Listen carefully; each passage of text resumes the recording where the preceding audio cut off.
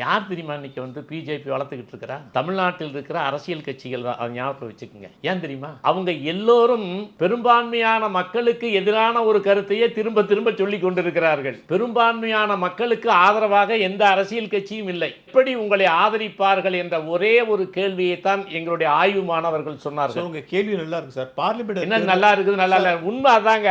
Parliament தேர்தல் ஏன் sir நம்ம நீங்க இங்க பாருங்க, நான் சொல்றது ஒரு விஷயத்தை எடுத்துக்கங்க. புரட்சி தலைவர் எம்ஜிஆரால் தான் திமுக வளர்ந்தது. கடவுள் இல்லை என்று சொன்ன கட்சி ஒன்றே குலம் ஒருவனே தேவன் என்று மாற்றியதான் பேரறிஞர் அண்ணா. புரட்சி தலைவர் எம்ஜிஆர் நோய்வாய்ப்பட்ட பொழுதுதான் எல்லா ஆலயங்களிலும் மக்கள் சாரை சாரியாக போய் வணங்கினார்கள். ஒளிவிளக்கு பாட்டு போட்டாங்க. அதற்கு பிறகு அண்ணா திமுக முழுக்க முழுக்க கையில கயிறு கட்டினவங்க, நெத்தியில குங்குமம் கட்டவங்க தான் அண்ணா திமுகவில் பெரும்பான்மையானவர்களாக இருந்தார்கள். புரட்சி தலைவி அம்மா எல்லா கோயில்களுக்கும் சென்றார்கள். அண்ணா திமுக அதற்கு பிறகு முழுக்க முழுக்க புரட்சி தலைவருடைய உடல்நலம் குன்றிய பொழுது ஆலய வழிபாட்டுக்கு சென்ற மக்கள் தொடர்ந்து அதற்கு பிறகு அண்ணா திமுகவினர் ஆலய வழிபாட்டு செய்யாதவர்கள் யாருமே இல்லை. படிப்படியாக வளர்ந்து கொண்டு வருகிறது என்பதையும், ஆன்மீக சிந்தனை என்பது அனைத்து மக்களிடத்திலும் இன்றைக்கு நிரம்பி இருக்கிறது என்பதையும், எல்லாவிதமான இடதுசாரி சிந்தனைகளும் இன்றைக்கு கொள்கை ரீதியாக அறிவுபூர்வமான